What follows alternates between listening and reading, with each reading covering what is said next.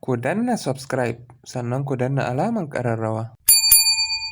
Gundumar Dikara na ɗaya daga cikin gundumomi da ke yankin Karamar Hukumar Borgu ta Jihar Neja, inda suka fuskanci wani mummunan lamari a ranar yau Juma'a bayan kammala sallar Juma'a da aka tabbatar da cewar 'yan bindiga sun tattara ilahirin mutane da suka zo yin sallah a masallaci da ke cikin garin Dikaran, kamar yadda hakimin yankin ya tabbatar mana. Ni ne district head na Dikara in person of the Dr. Abubakar Umar. Abun da ke faruwa tsakani da Allah yau mun waye gari a kowa yadda an ka saba an je Juma'a a Central Mosque na Dikara.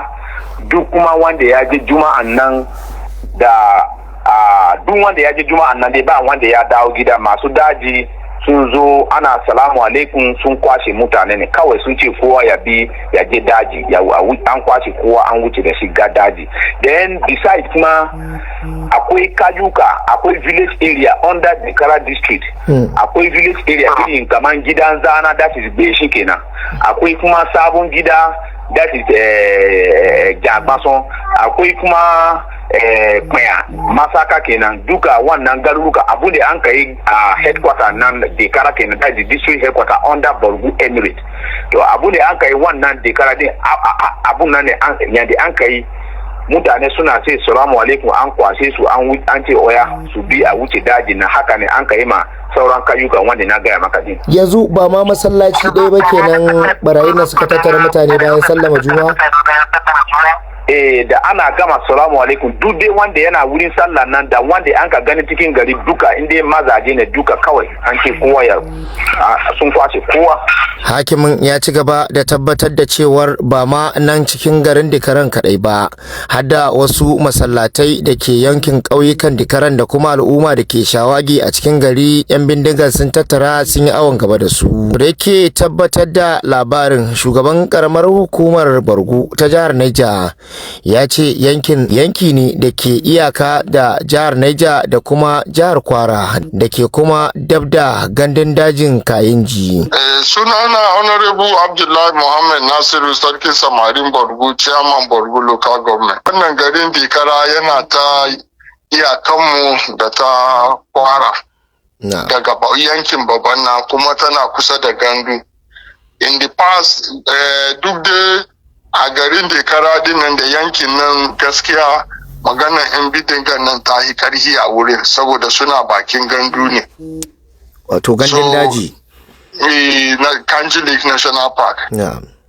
To, ɗazunan labarin da ya bani shine da cewa akwai garuruwa guda 4 including ita Dikara da take district headquarter din.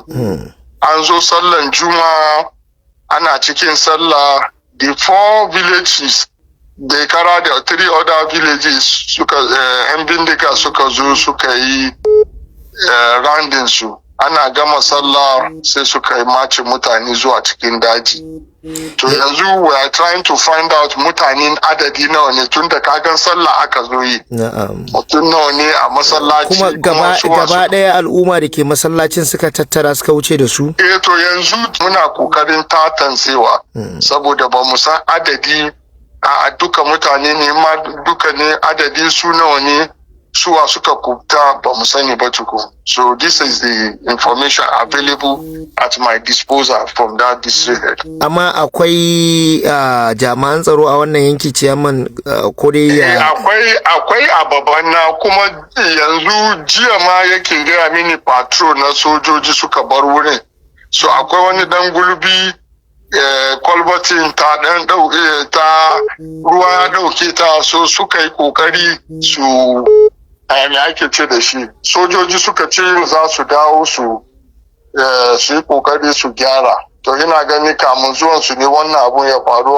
Already mun shaida ma jami'an tsaro so that they will be on top of the game. Har zuwa yanzu dai babu adadin ko mutane nawa ne aka sace. Daga yankin karamar hukumar Borgu, Nurdini Isiyaku Daza TV. Daza TV, kafar sadarwa mai isarwa.